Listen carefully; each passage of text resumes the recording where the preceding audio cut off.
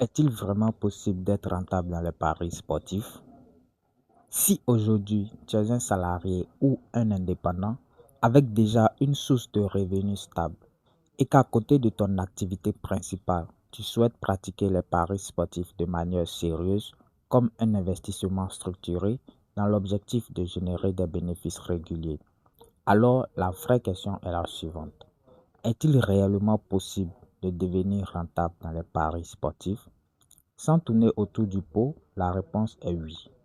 Mais cette rentabilité repose sur plusieurs conditions essentielles que la majorité des parieurs ignorent ou négligent. 1. Le changement d'état d'esprit. Avec l'expérience et tout le travail que j'ai accompli dans ce domaine, la première transformation qui m'a permis de progresser a été mentale. Je suis passé du statut de joueur à celui d'investisseur. Un joueur cherche l'adrénaline, le gain rapide, le coup de chance. Un investisseur cherche la valeur, la logique, la répétition d'un processus rentable.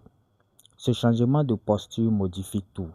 La manière d'analyser, la gestion des mises, la réaction aux pertes, la vision du temps.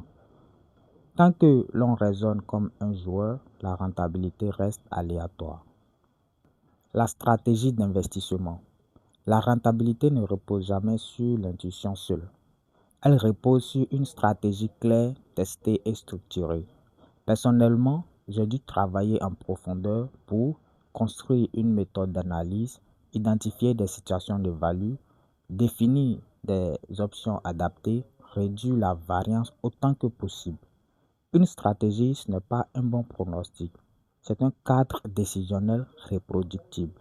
Sans stratégie, les résultats dépendent du hasard. Avec une stratégie, les résultats dépendent du processus. La situation financière, c'est un point fondamental et souvent sous-estimé.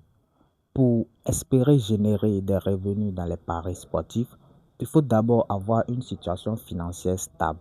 Cela signifie disposer déjà d'une activité principale, subvenir à ses besoins quotidiens, ne pas dépendre des paris pour vivre.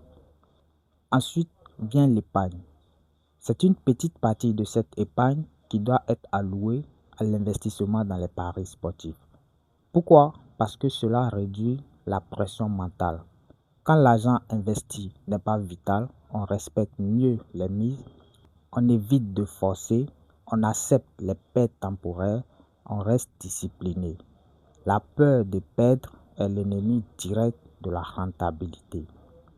La vision long terme. On ne devient pas rentable après un week-end, après une grosse cote, après un coup de chance. La rentabilité se construit sur des centaines de décisions, des cycles positifs et négatifs, une gestion rigoureuse, une répétition disciplinée du cadre. C'est une logique d'investissement, pas de divertissement. Ce que j'enseigne concrètement, aujourd'hui, tout ce cadre est structuré dans mon écosystème pédagogique.